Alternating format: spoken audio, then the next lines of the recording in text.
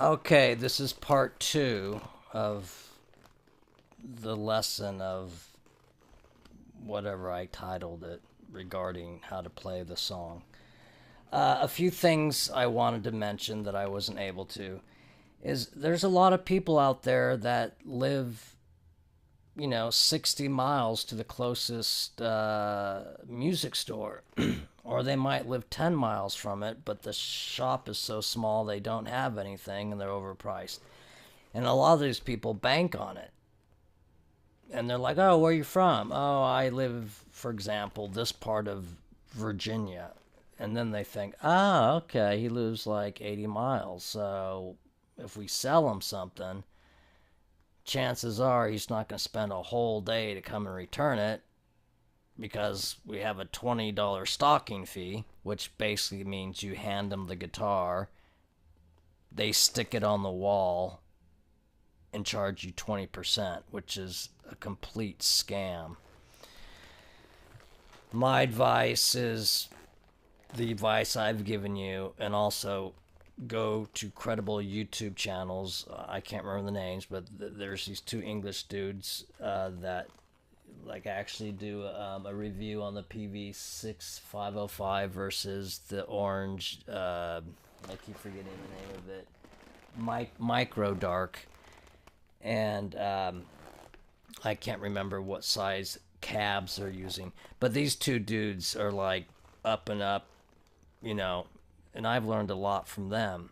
So instead of me driving, even though, a 20-minute drive to a music store, instead of driving, parking, walking around, having being hassled by the people there trying to sell me crap, I can do all my reviews online, and maybe I'll go to the store and check it out, or maybe I'll order from a catalog, knowing that not only have I read the reviews, I've physically heard it, because these guys set it up professionally. They have a mic that you can't see, and then they actually have the amp mic'd plugged in through their sound system, so you hear these amps perfectly. When I'm playing, I'm going off a microphone right here that picks up my voice well, but it's not really picking up the true sound of the amp. So type in the brand of the amp and look for these two English cats who are really cool. And depending on how old the video is, the one guy who usually sits on the left used to have long dreadlocks, and now he's cut his hair. And he plays more of the heavy rock stuff, and his buddy usually will play, more on the bluesy side, let's say. And they usually use the same guitar when they're doing a review on a particular amp, or one might use his Les Paul, and the other guy will say, well, this is what it sounds like going through a Strat, which makes more sense, because then if you have a Strat, you'll know what it's going to sound like. If you have a Les Paul, then you're going to know what it's going to sound like. So these cats are really cool, and they do reviews on pretty much, on guitars, pretty much guitars and amps, and it's 50-50. There's a couple of guitars that I discovered that I didn't even know that Gibson made, and I wish I could remember what it was called. And they're becoming kind of an occult kind of guitar. It's got, I believe, one volume, one humbucker, and it's like a hollow body shape, and it's called Memphis something. And I've looked them up, and they're not that expensive. I think they're like $1,800 US new, and I've seen them used in great shape for like $1,200. Now, of course, I would recommend trying to play one first before, but from what they said and what I remember, the neck feels like a Les Paul 60 style slim neck. I could be wrong. Watch the video.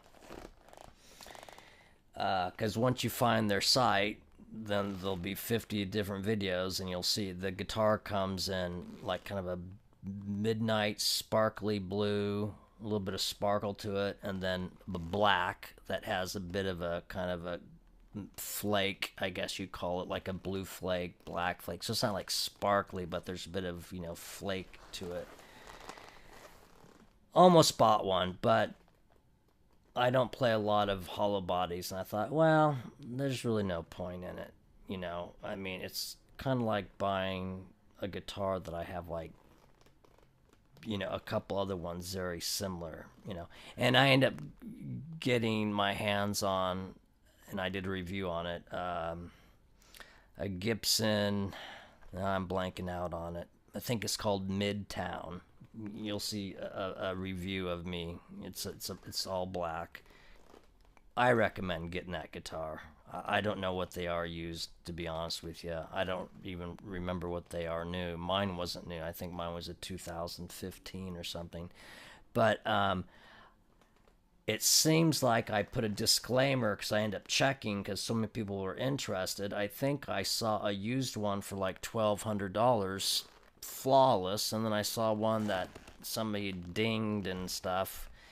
A pretty big ding, like they dropped it and it just hit the floor, and they wanted $750 for it. It didn't affect the playing of the guitar, according to what I read, but you got a nice big ass ding. So if you can afford an extra $300, why not get one that looks brand new? And it's still $700 cheaper than what it would. You buy a brand new guitar for $2,000, let's say at a big box store. And you know what I mean by that, a big chain guitar store. You buy one there, and you drive 20 miles or less, probably to the next same store, and say, oh yeah, I bought this, just, lie to him. I bought it at Sam Ash, or I bought it from Sweetwater, but I'd like a trade-in, and you've had the guitar for 2 days, and it costs you $2,000. Well, the best we could do, because, we gotta make money, we can give you $900 for it. And then you tell the dude, I just bought this guitar 2 days ago for $2,000 plus tax. $2,200, and in 48 hours you want to give me $900 for it?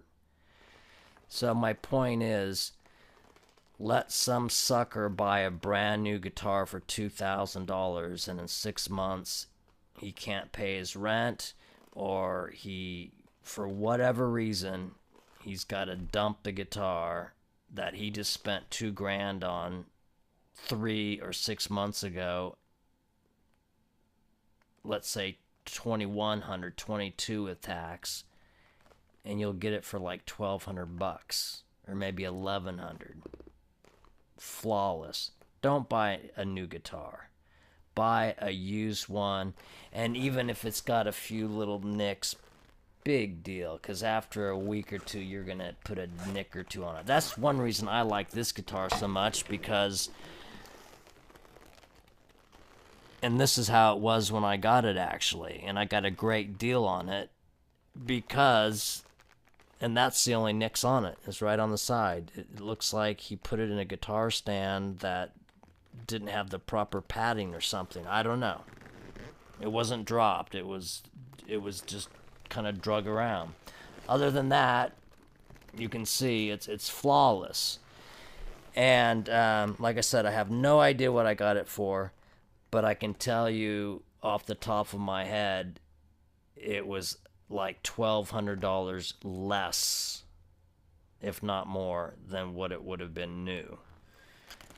The deals are out there, and if you buy offline, you've got to ask a lot of questions, a lot of photos, and make sure it says return within 30 days, no problem. Go through PayPal, and you're pretty much covered. If it shows up broken, or the guy, you always want to ask about the frets. Oh yeah, the frets mint condition, 9.5 out of a 10, and they're obviously wrecked. That's false advertisement. Then you say, dude, you said these were mint, and you take a picture and say, no, these frets look like they've been played for 30 years. Sorry, but, and get your money back. So you have to read the fine print. Because some of them will say return within 3 days. Well, you get the guitar on a Thursday and you play it all Thursday, but you're working Friday, and then Saturday you've got some time, and by the time you get it stamped, I don't know if they're going off it being the day you stamp it or when they receive it, but basically you probably can't return it. You can basically play it for about 2 hours at your house, and if you don't like it, you better make sure you can rush to UPS and figure out how to return the damn thing. So make sure it's got a 30-day money-back guarantee and play it for like 3 days. And you'll know within 3 hours of rocking if it's the guitar for you. But ask questions, and if they're up, I've never sold anything on eBay. And I think I've purchased one thing in my life off eBay, and I don't remember what it was. It was so long ago. Because I'm not going to purchase something, like I've talked before, anything electronic, because you don't know if it really works, and they'll say, well, you must have plugged it in wrong and blew something out, or the truss rod could be cracked, and when you go to adjust it and you find out it's cracked, then they'll claim that you over tightened it. I mean, there's a lot of problems. So you got to look at, oh, this guy has sold 3,000 items in 2 years, and he's got 2 negatives. And that's the first thing you want to do, is read what's negative. And I've read some crazy stories. Sent me wrong product didn't show up, I've been trying to get my money back for 6 months. So you want to make sure these guys are credible, and they've sold like 2,000 items over 2 years or something. Not some guy that sold 3 things, because I know somebody who spent $7,000 on a painting and found out it was fake, and of course the guy closed his account down the second that she gave him the money. The painting shows up, she had it checked out, false. She was wealthy, wasn't gonna deal with spending a year of her life trying to track this guy down, who was probably from Nigeria, who had one of his somebody that he knew in America do whatever they did, and that was that.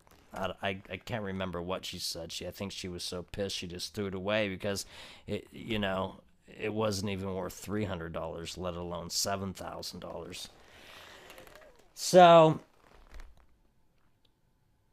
when you go into a store, like I said, do your research, because if they know you live 80 miles away, they know damn well they can sucker you into buying stuff, knowing that you've got 15 days to come back, and you probably don't want to spend 8 hours driving 80 miles one way, traffic, dealing with them, they're busy, paperwork. You leave at 9 in the morning and you're back home at 8 p.m. at night, and then they charged you $20 surcharge, 20%, and depending whatever it is you purchased, that could be $300. Plus your time, gasoline, if you're crossing a bridge, whatever bridges are, $10 across.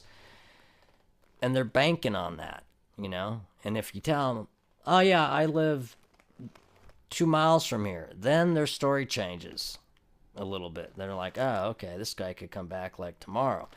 So I would do 90% of your research online with credible videos. I think I'm credible, but I'm talking ones where they've mic'd it up, where you can really hear the amp and everything, that kind of deal. And they've done a lot of research. And then from there, I'm down to very few seconds. And then you make your real decision.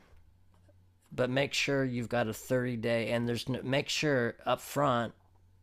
And if they're up and up, say, yeah, put that in writing, or on your receipt it says 30-day money back guarantee, no restocking fee. So you don't get any surprises. I bought something years ago. Well, I'm down to almost nothing. And I end up keeping something because that stalking fee thing was ridiculous. And if I remember right, when I sold it, I ended up making money. Okay, gotta go. We're running